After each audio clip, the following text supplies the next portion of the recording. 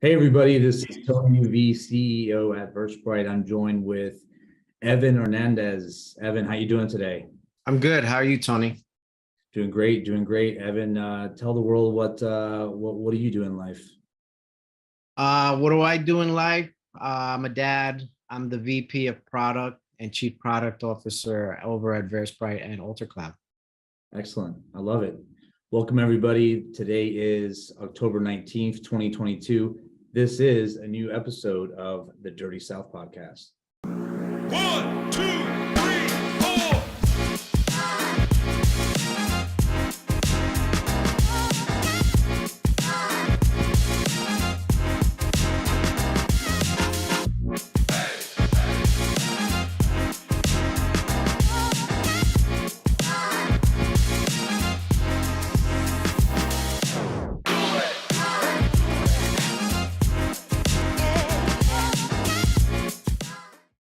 So Evin, interesting fact about October, obviously, both as, since we're both cybersecurity professionals, it's also Hispanic Heritage Month. So happy Hispanic Heritage Month to you. How do you feel? I feel the same. But whoop, whoop. Happy day of recognition or month of recognition. I think it's a good thing, with all inclusiveness, we all get to have that feeling of connectivity in a sense to show how diversity works nowadays. Absolutely, absolutely. So, I mean, it's in the United States, at least, it's Hispanic Heritage Month, but I think worldwide it is Cybersecurity Awareness Month. So, what do you think about Cybersecurity Awareness Month? What is your top go-to recommendation for all the listeners and viewers out there?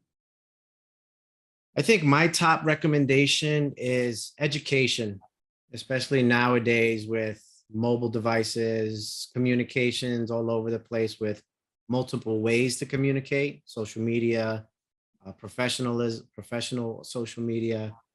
You just have to educate yourself on who you're talking to, how that information is being disclosed, and whether you should really click on anything anymore. I had a good scenario where someone was trying to send me a document for something. And I said, due to my company policy, I can't open any documents. So if you can attach the text to the message, that would be preferred. Classic. So, it's just being aware and educating yourself that everybody out there is not your friend. Yeah, absolutely. Yeah, I think to your point, it's just understanding, about incorporating security in those streams, right? Multiple different streams of information. But that's what we're going to be talking about today in this quick Dirty South podcast. We're going to be trying to hit up on both cybersecurity awareness, kind of the played out themes that are out there, what works, what doesn't. Let's see if we can get this all in 10 minutes. And then also hit up on the Hispanic Heritage Month. What does that really mean for Hispanics like you and I?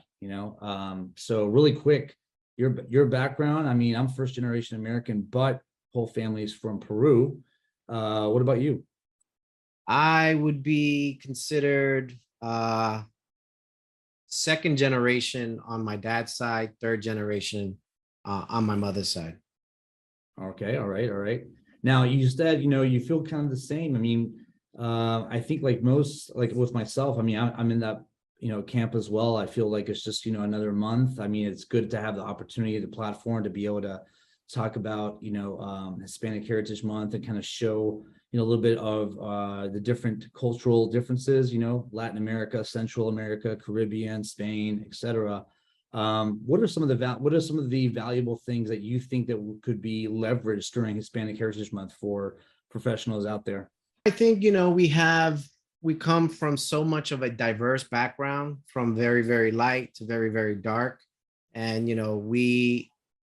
we have a certain way of thinking when it comes to our industry, right? Sometimes we look at things in a different way just because culturally we're very different in terms of how we react to things, how we understand technology.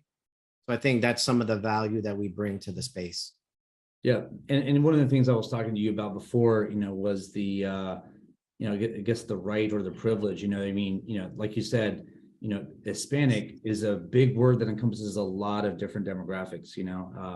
the beauty that I've always thought about the Hispanic culture, Latino culture, is that you have it's a big melting pot. Like, like you said, you have a lot of Afro influences, you have a lot of European influences, you have even like Middle Eastern influences, Asian influences, and it's a huge melting pot. So, we don't really kind of face some of the kind of the racist tones as much because it's more about socioeconomic and educational backgrounds that kind of separate, which is a great tie into cybersecurity. If we're going to basically like talk about representation, right, of the Latino Hispanic community in infosec and cybersecurity, how would you characterize that? I think it's rare. I think that seeing Latinos, in particular in the United States, in cybersecurity is a lot less. I think just due to, where you grow up and the amount of opportunity you have to get into computers in general. I had said this before that, becoming or getting into cybersecurity or becoming a hacker is almost a luxury because you need a computer Right. to do those things. So being exposed in those communities to computers, to books around that stuff is Costs money. it costs money. Yeah. Exactly. Yeah, it costs money, time, and some of those things, aren't available, right, for certain types of demographic. Depends on the situation. I mean, every situation is different, but you're absolutely right. So I think that, there's definitely an opportunity. I know that as for someone that's been in ITIS for 27 years, Hispanics, I would say, still consistently represent a minority. And I think it goes back to that, having the socioeconomic means to be able to have, a working computer, software that goes along with it, schooling and things like that. Especially if you're immigrating into the United States, or you're first generation even, right? You're trying to get your foothold economically into the rhythm of the economy and just providing for your family and things like that. So for you, why did you get into it? Why did you, why didn't you do why weren't you a lawyer? I mean, every Hispanic mom says, hey, I want you to be an abogado, I want you to be a so why weren't you? I think early on, I was always attracted to electrical and mechanical engineering, working with my hands, right? A lot of my family does come from construction. Yep. Obviously, Hispanic family, immigrated over. We do a lot of manual labor even today, right? But my mind was really more on the electron. I take a TV apart and then try to put it back together. And then when I went to college for electrical and computer engineering, I had a professor who was doing network security. And I was like, what's that? That's what I want to do, just exposing me to a different world of, the computers and how you can manipulate them and, being able to break the code. And I was like super fascinated with that. Yep, absolutely. I did promise 10 minutes, but I want to wrap up and I want to get your key points and takeaways. I was going to lay some down on the table to any recommendations in terms of like how to get in, right? That's the classic question that all InfoSec cybersecurity Padawans out there want to be able to know is like, how do I get in to be a Jedi? How do I get into this industry and just become an expert?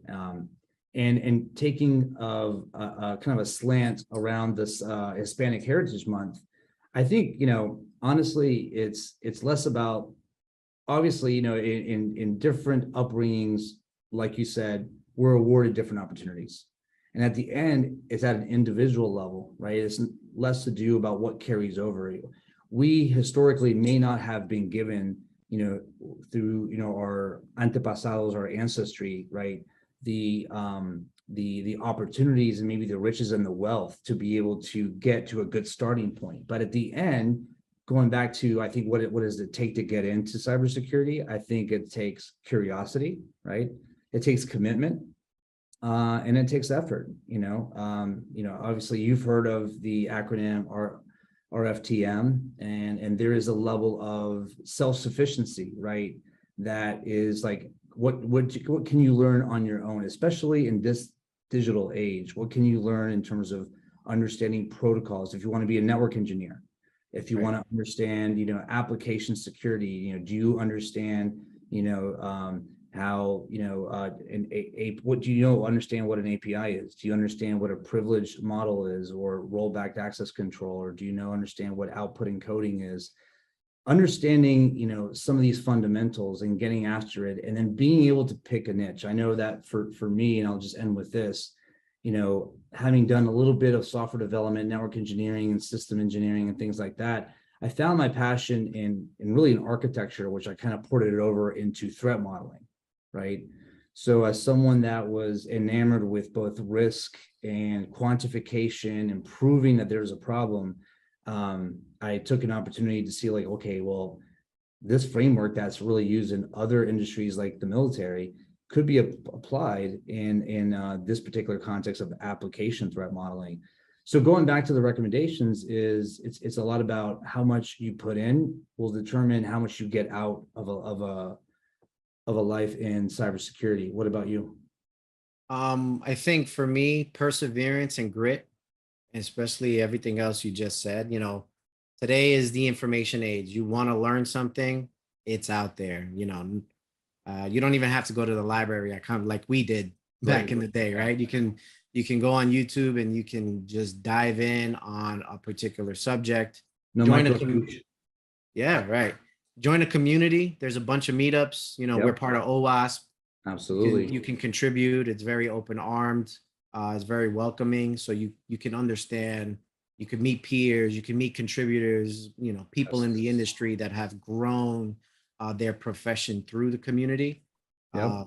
But I think at the end of the day, it's all about what you put out, right? And you have to persevere, and you have to have that grit to continuously move forward with how you want your career to grow, especially in cybersecurity.